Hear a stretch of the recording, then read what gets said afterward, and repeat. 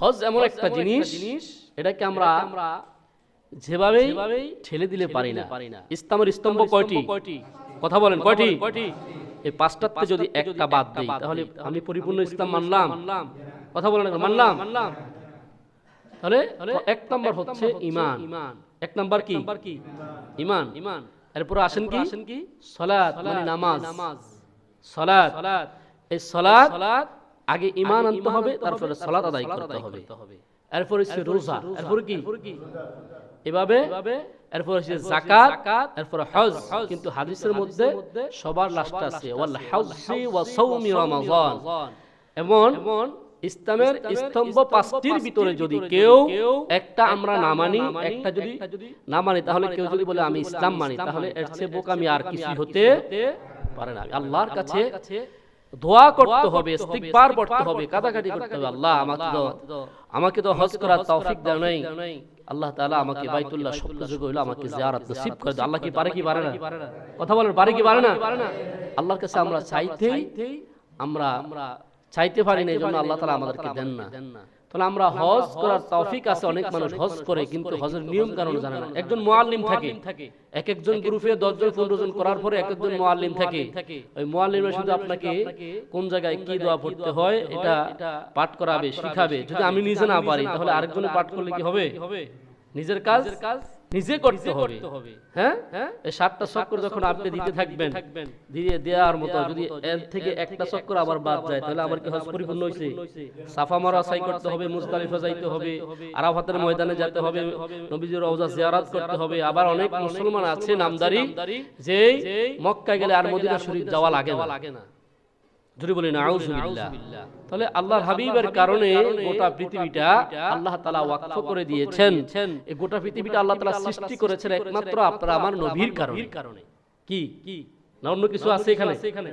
নবী যদি না আসতো, আসমান, জমিন, গ্রহ, নক্ষত্র, সৌরজগৎ, ভূমণ্ডল, নবমণ্ডল, গন্ধম, জান্নাত, জাহান্নাম, আদম, হাওয়া, এক কথায় আল্লাহ তাআলা কোনো কিছু সৃষ্টি করতো না যদি আপনার আমার নবী এই দুনিয়ার জমিনে আগমন না করতেন। ঠিক কিনা বলেন?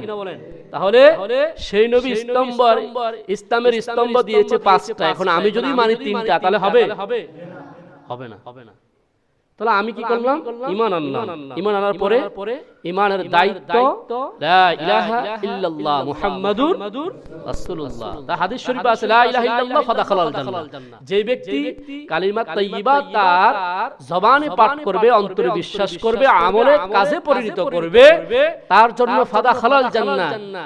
তাহলে ঈমান আনতে হবে 3টি পর্যায়ে। কয়টা পর্যায়ে? কথা বলেন কয়টা? 3টা। এই 3টা কি? আমি মুখে স্বীকার করা, অন্তরে বিশ্বাস করা, কাজে পরিণত করা। কি কয়টা হলো? 3টা। এই 3টা যার ভিতরে নাই, সে যদি সারাদিন চিল্লায় বলে আমার ঈমান আছে, তাহলে তার ঈমান নাই। আমি মুখে স্বীকার করতে হবে কি?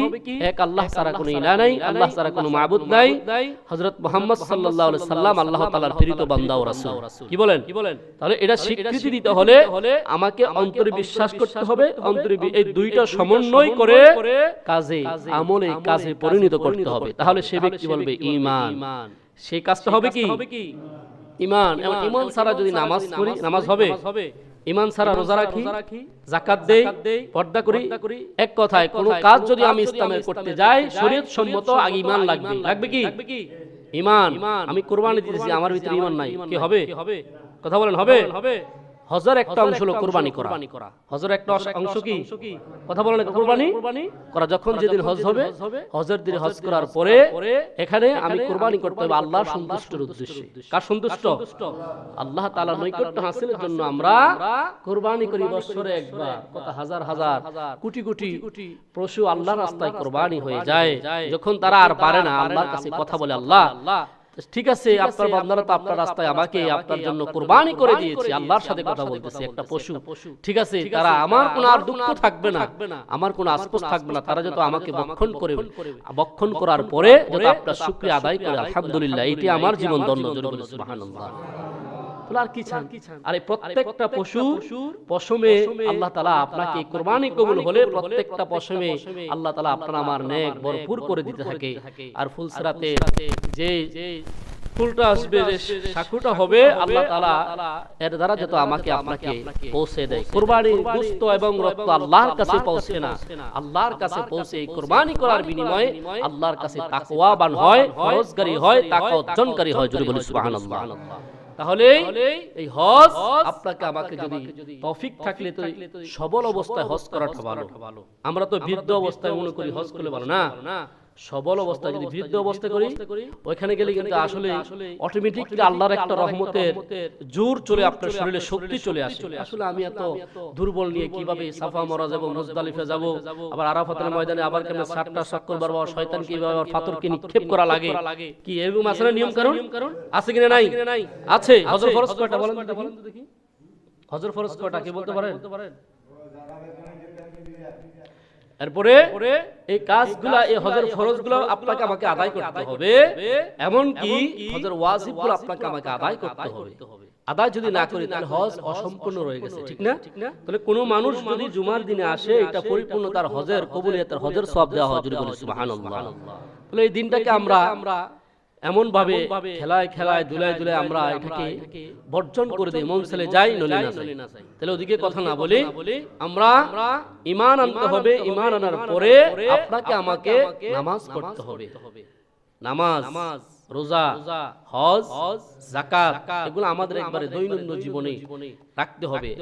যাকাত আর হজ হলো আর্থিক ইবাদত, বলছি না, আর্থিক ইবাদত।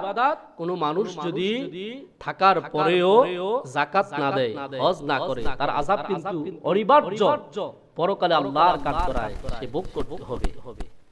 তার একটাই ওয়াজিব যথেষ্ট, কাফা বিল মাউতি ওয়াইজান, একটাই ওয়াজিব যথেষ্ট। সে যদি মৃত্যুকে স্মরণ রাখে, সে আল্লাহ যা দিয়েছে তা থেকে আল্লাহর রাস্তায় ব্যয় করার কথা আল্লাহ তাআলা বলেছেন।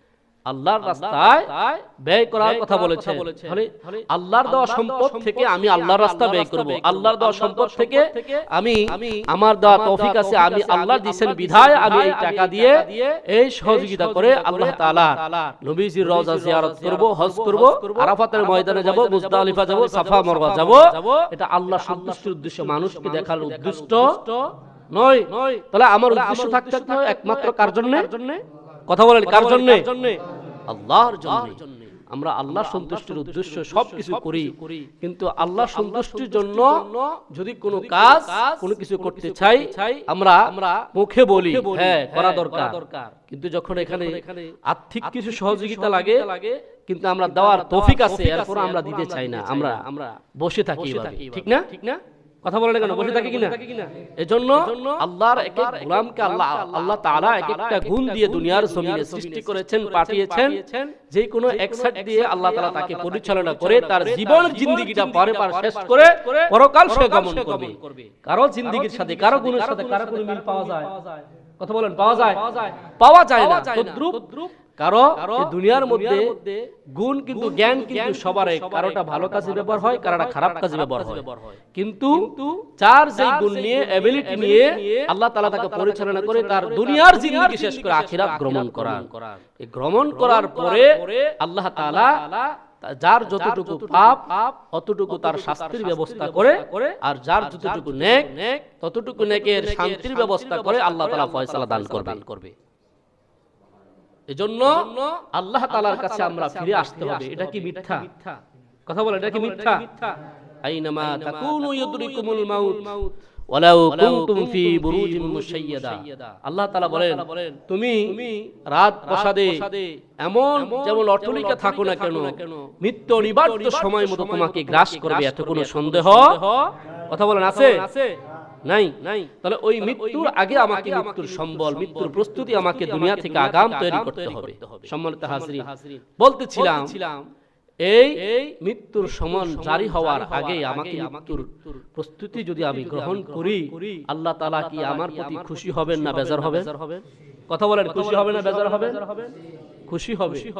তাহলে আমাদের এই আল্লাহকে সন্তুষ্ট করতে হলে, খুশি করতে হলে আমাদেরকে এক নাম্বার কাজ হলো পরনিন্দা, মুনাফিকি, চুগলখড়ি, এই তিনটা কাজ আমাকে বর্জন করতে হবে। যদি আমি আল্লাহর কাছে প্রিয় হইতে চাই, আল্লাহর কাছে মাহবুব বান্দা হতে চাই, এক নাম্বার পরনিন্দা, চুগলখড়ি, মুনাফিকি, এই কাজগুলা আমার আমলের ভিতরে থাকা যাবে না। তথাপি আপনাদের কারো আমলের ভিতরে এই কাজগুলা থাকা যাবে না। তাহলে আমি হজ করব আল্লাহর উদ্দেশ্যে, কুরবানি দিব আল্লাহর উদ্দেশ্যে। এখন আল্লাহ তাআলার সন্তুষ্টির উদ্দেশ্যে কুরবানি দিলে আল্লাহ তাআলা যদি কুরবানিতে খুশি না হন, তাহলে কুরবানি দেওয়া আর না দেওয়া এই সমান কথা। আমি আল্লাহর জন্য দিতে চাই। কার জন্য? কথা বলেন, কার জন্য? আল্লাহর জন্য। ওয়া'তাসিমু বিহাবলিল্লাহি জামিআ, তোমরা আল্লাহ তাআলার রজ্জুকে শক্ত করে ধরো। ধরতে পারলে কি হবে? আল্লাহ তাআলা এই রজ্জুকে শক্ত ধরার বিনিময়ে, ধরার উসিলায় আল্লাহ তাআলা আপনাকে আমাকে পরকাল ভ্রমণ শান্তিময় করবেন। জোরে বলেন সুবহানাল্লাহ। এখন আমাদের এখানে মেজরিটি পার্সেন্ট কয়জনে আমরা হজ করছি? মুশকিময় কয়েকজন নাকি? কথা বলেন, কয়েকজন হজ করছি না? আবার যারা সৌদি আরবে গেছে ম্যাক্সিমাম 2-1 মাস পরে বা 15 দিন পরে উমরা করি। কি করে না? করি। কিন্তু সবাই তো আর সবার ভাগ্যতে আর নবীর রওজা জিয়ারত নসিব হয় না। হয় তথাপি এরকম কিছু কাজ করলে হজ ইচ্ছা থাকা অবস্থায় যদি কেউ না করতে পারে, আল্লাহ তাআলা তার স্বপ্নযুগে তার হজের হজ আল্লাহ তাআলা কবুল করবে। জোরে বলে সুবহানাল্লাহ। স্বপ্নযুগে তার বাইতুল্লাহ জিয়ারত নসিব করে দিবে, নবীজির রওজা জিয়ারত নসিব করে দিবে, যদি সেরকম কাজ আমি করতে পারি, আপনি করতে পারেন। এটার মধ্যে কোনো কেউ মাওলানা, মুফতি, মুহাদ্দিস, হাফেজ সাহেব বা পদ্মান্না, সালিস, গরীব, ধনী, এর মধ্যে কোনো ভেদাভেদ নাই। যে যতটুকু আল্লাহর নৈকট্য হাসিল করবে, আল্লাহ তাআলা তাকেই কবুল করে, তাকে এই ঘুমের অবস্থায়, নিদ্রা অবস্থায় আল্লাহ তাআলা স্বপ্নযুগে তার বাইতুল্লাহ জিয়ারত হজ নসিব কবুল করবে। জোরে বলি সুবহানাল্লাহ। তাহলে আল্লাহ তাআলা আমাদের সকলকে মাহে পবিত্র ঈদুল আযহা আমাদের সামনে আছে, প্রস্তুতি কিন্তু আমরা আগ থেকে নিয়েছি। নেই কথা বলেন না কেন? নিছি কিনা? তাহলে 7 তারিখ হইতেছে আমাদের আগামী শনিবার। তাহলে মাঝখানে আমরা আরেকটা শুক্রবার পাবো। কয়টা শুক্রবার? আরেকটা। আজকে কিন্তু জিলহজ মাসের 2 তারিখ। এই